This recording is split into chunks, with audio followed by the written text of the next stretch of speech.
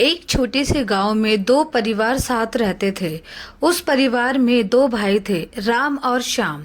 राम बड़ा था और उसकी पत्नी का नाम सीता था। श्याम छोटा था और उसकी पत्नी का नाम गीता था।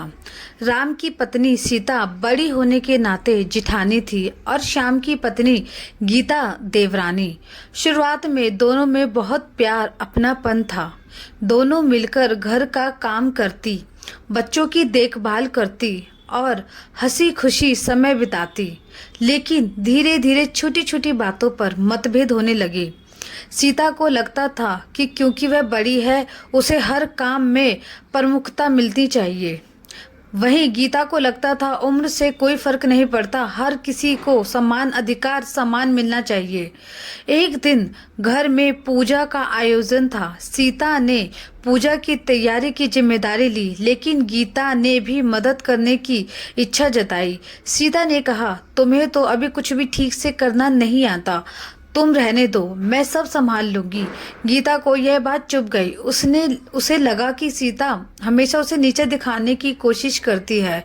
उसके बाद से दोनों के बीच तानातानी और बढ़ने लगी। जब भी घर का कोई काम होता, सीता और गीता में मतभेद हो जाता। जैसे ही सीता कुछ कहती, गीता उसका विरोध करने लगती। कभी रसोई के काम को लेकर, कभी बच्चों की परवरिश को लेकर, तो कभी घर की सजावट को लेकर। दोनों में झगड़ा होने लगा। एक दिन मामला तब बढ़ गया जब गीता ने एक नई साड़ी खरीदी। उसने सोचा कि वह यह साड़ी घर के किसी खास मौके पर पहनेगी, लेकिन उससे पहले ही सीता ने वह साड़ी पहन ली। गीता को यह देखकर बहुत गुस्सा आया। उसने सीता से कहा, आपको मेरे सम्मान का कोई सम्मान नहीं है। आपने मेरी साड़ी बिना पूछे कैसे पहन ली? सीता ने जवाब दिया, अरे यह तो बस एक साड़ी है, इसमें क्या बड़ी बात है। हम एक ही घर में रहते हैं, क्या मेरा तुम्हारी साड़ी पहनने पर इतना बड़ा अपराध है? यह सुनकर गीता और भड़क गई। उसने कहा, बात साड़ी की नहीं है, बात आदर और सम्मान की है। आप हमेशा मेरी चीजों को अपनी मर्जी से इस्तेमाल करती हैं, आपको मेरी कोई परवाह नहीं है। दोनों के बीच यह लड़ाई इतनी बढ़ गई कि घर के बाकी सदस्य भी परेशान हो गए। उनके झगड़े से घर का माहौल खराब होने लगा। राम और श्याम ने कई बार दोनों को समझाने की कोशिश की, लेकिन कोई फायदा नहीं हुआ। दोनों अपने अपने गुस्से और अहंकार में डूबी रही। आखिरकार एक दिन घर के बुजुर्गों ने हस्तक्षेप किया।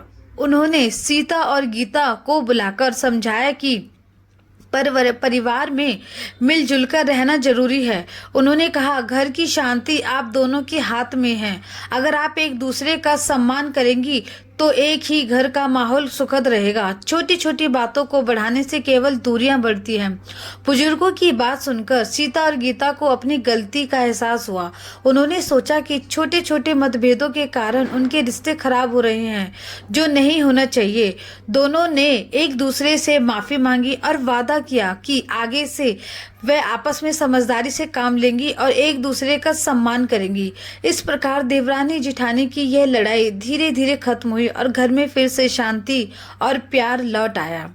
Thanks for watching my video. Like, share and subscribe करना प्लीज मत भूलिएगा।